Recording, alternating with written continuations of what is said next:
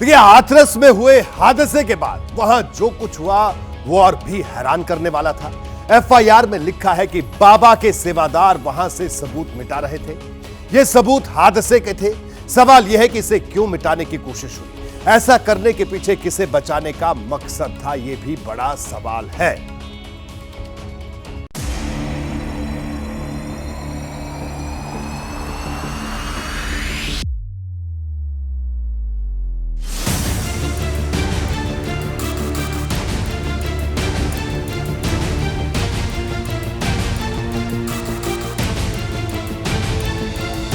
घटना घटित हुई है तो इसके पीछे हादसा नहीं तो साजिश किसकी?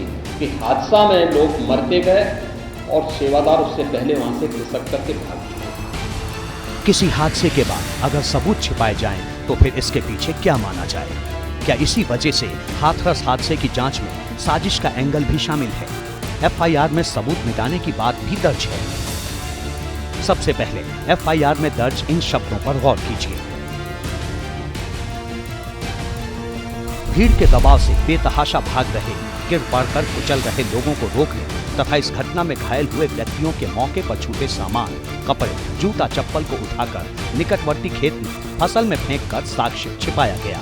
इस प्रकार आयोजकों एवं सेवादारों के उक्त कृत्य से बड़ी संख्या में निर्दोष लोग मारे गए हैं। यही वजह है कि इस हादसे के हर एंगल पर जांच में फोकस किया जा रहा है, क्योंकि सबूत मिटाया जाना कोई साधारण बात नहीं। आखिर भोले बाबा के सेवादार क्या छिपाना चाह रहे थे? एडीजी आगरा की अध्यक्षता में एक एसआईटी गठित की है, जिसने अपनी प्रारंभिक रिपोर्ट दी है। इस घटना की तह में जाने के लिए उनसे कहा गया है। बहुत सारे ऐसे पहलू हैं जिन पर जांच होनी बहुत आवश्यक है। इस प्रकार की घटना केवल एक हादसा नहीं होता है। शुरुआती जांच में यह साफ हो चुका है कि आयोजकों को सिर्फ अपनी गिरेबां बचाने की फिक्र थी। कुचले जा रहे लोगों की जान से इन्हें कोई मतलब नहीं था।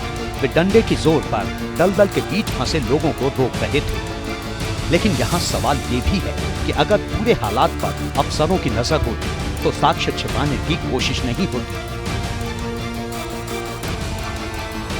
80,000 बताकर 2 लाख लोग जुटा लिए गए तो उस वक्त जिले के अफसर क्या कर रहे थे?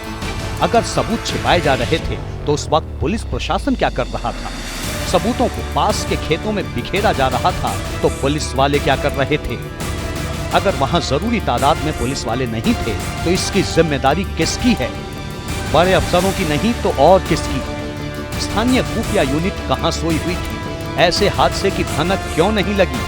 अगर साजिश थी तो फिर भनक पाने में चूक किसकी कमी है?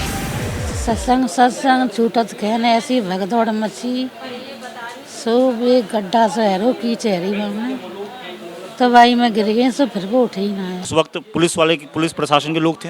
कोई ना वहाँ भैया, कोई सुविधा नहीं, बिल्कुल कोई इंतजाम नहीं। हाँ, और जहाँ सत्संग हो रहा था पंखे वगैरह लगे हुए थे गर्मी से बचने के लिए, कुछ इंतजाम? ना कुछ ना।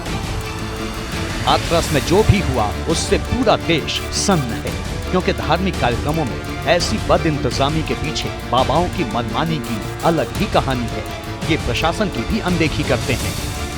इस प्रकार के आयोजन में जो सेवादार प्रशासन को अंदर घुसने नहीं देते, जो अंदर के कार्यक्रम होते हैं उसमें शायद पुलिस को भी एंट्री नहीं होने देते, बाहर से आप करिए, वैसे इस तरह की रहती हैं। अब सवाल है कि भोले बाबा अगर पहले से ऐसी मनमानी करता रहा है तो फिर उस पर लगाम क्यों नहीं लगाई गई?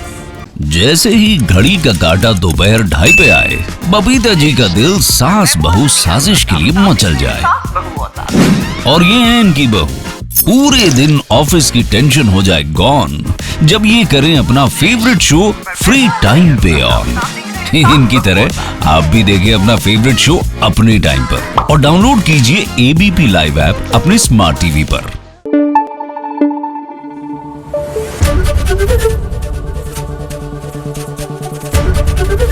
एबीपी न्यूज आपको रखे आगे।